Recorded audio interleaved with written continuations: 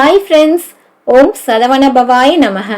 இன்னைக்கு நம்ம பார்க்க போற கோயில் விருத்தாச்சலத்தில் இருக்கும் மணவாளநல்லூர் கொளஞ்சியப்ப திருக்கோயில்.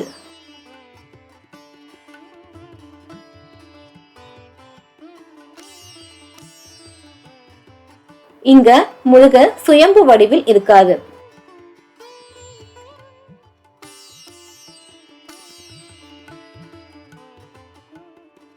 சங்க காலத்தில் இந்த ஊர் பூக்கள் நிறைந்த பகுதியாகவும் புள்ளி மான்களும் வண்டு இனங்களும் இறை மனமும் கலந்து இருந்ததால் இந்த ஊருக்கு மணவாளநல்லூர் என்ற பெயர் வந்தது.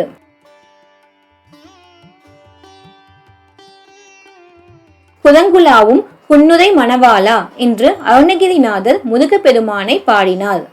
இந்த ஊர் முன்னொரு காலத்தில் அடர்ந்த காடாக இருந்தபோது ஒரு பசுமாடு கொளஞ்சி செடிகள் நடுவே அதோட கால்களால் சீந்து பலிபீட உருவில் இருந்த கற்சிலையின் மேல் தானாக பால் சொருவதை பார்த்த ஜனங்க இது ஒரு புனிதமான தெய்வம் என்று கருதி வழிபாடு செஞ்சாங்க. சுவாமி உருவமின்றி இருந்ததால் என்ன தெய்வம் என்று ஆராய்ந்த போது விருத்தாச்சல வரலாற்றில் சிவன் தன் பக்தனோடு விளையாட நினைச்சு அவரோட மைந்தன் முருகனிடம் சுந்தரன் மதியாது செல்வதால் அவரை எம் திடத்திற்கு வருவிக்க செய் என்று சிவன் பிராது கொடுத்த இடம் மணவாளநல்லூர் என்று தெரிய வந்தது. இதனால்தான் விருத்தாச்சலத்தில் மேற்கு திசையில் முருகன் பலிபீட உருவில் இருக்கிறார் என்று உறுதி செய்தனர். கொளஞ்சி செடிகள் உள்ளே இருந்ததாலேயும் பசு கொழம்பின் மூலமாக வெளிப்பட்ட அவருக்கு கொளஞ்சியப்பர் என்று திருநாமத்தை சூட்டி வழிபட ஆரம்பித்தார்கள். இங்க பாம்பாட்டி சித்தரோட குரு பேய் சித்தர் ஜீவ சித்தி அடைந்துள்ளார்.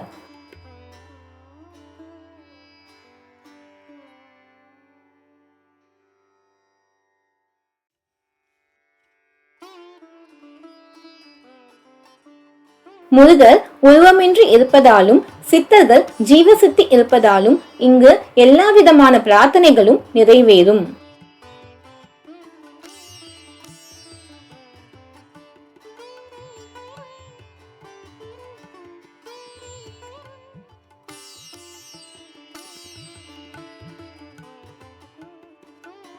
இங்கே முருகர் நீதி அரசராகவும் மருத்துவராகவும் இருந்து அனைத்து குறைகளையும் தீர்த்து வைக்கிறார். சிவனே முருகரிடம் பிராது கொடுத்ததால் பக்தர்கள் இந்த கோயிலில் தன்னோட வேண்டுதலை பிராதாக எழுதி கொடுக்கும் வழக்கம் பிரசித்தி பெற்றது.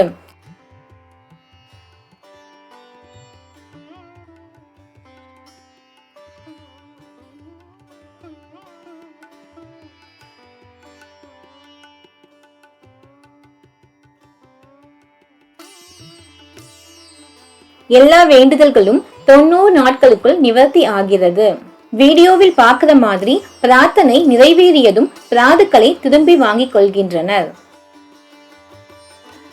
அந்த இடத்தில் வாழ்ந்த மான்களையும் கோயில் நிர்வாகமே பார்த்து கொள்கிறது.